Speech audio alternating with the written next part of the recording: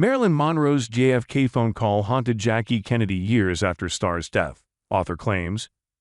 J. Randy Taraborelli wrote a new book about the glamorous wife of President John F. Kennedy titled Jackie, Public, Private, Secret. Jackie Kennedy was stunned when Marilyn Monroe, the Hollywood star, who was rumored to have had a fling with her husband, called her home. It was April 1962, and the First Lady was in Hyannisport, Massachusetts, when the phone rang in her bedroom. When she picked up, the mother of two instantly recognized the breathy voice on the other end. Author J. Randy Taraborelli told Fox News Digital that the glamorous wife of President John F. Kennedy thought it was a cruel practical joke. His book, Jackie, Public, Private, Secret, published on Tuesday, is based on nearly 25 years of research and hundreds of interviews with friends, family, and lovers. It also references unreleased papers from the JFK library, including diaries and oral histories. There was something about that phone call, he explained. She later told family members that there was a haunting quality to Marilyn's voice that really stuck with her. And it's not like they even had any kind of deep conversation. But it was 10 years of wondering, was it really Marilyn Monroe?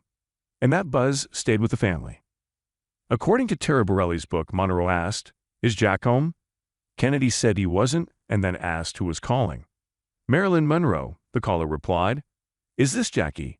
When Kennedy said it was, Monroe asked if she'd tell the president that she called. Kennedy asked what it was regarding, and Monroe said it was nothing in particular. She just wanted to say hello. Kennedy, still stunned, said she would pass on the message and hung up. Kennedy later told her mother that despite the call being off-putting, Monroe's voice had a sad and ethereal little girl-lost quality, which she found disturbing. Taraborelli said it was March 24, 1962, when John and the Gentlemen Prefer Blonde star were together sexually.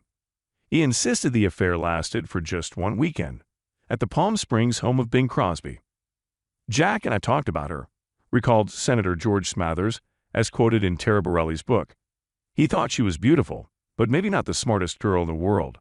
He liked her sense of humor and her playfulness. He noted that the First Lady was more serious, so it was fun being with a woman who was just not." At the time of the two-night affair, Kennedy was traveling abroad with her sister Lee Radziwill and pal Joan Braden. The president had received a telegram from his wife while he was entertaining Monroe. Kennedy began hearing rumors about the weekend.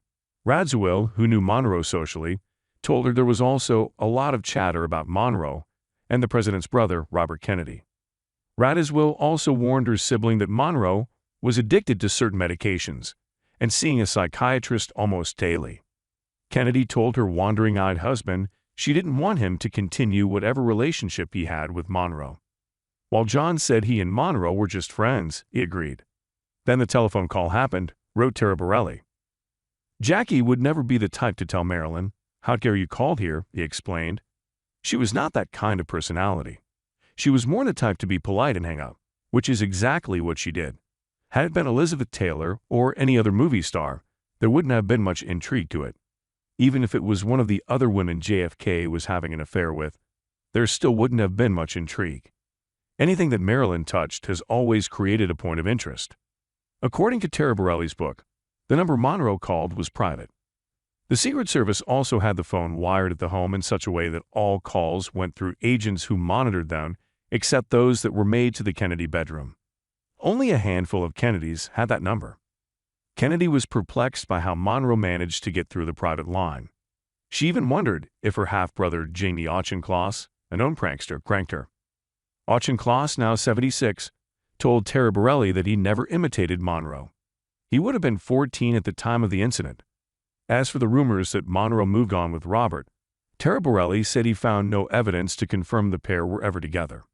And his sources don't believe it either. Marilyn would exaggerate her relationships with people, especially with the Kennedys, he claimed.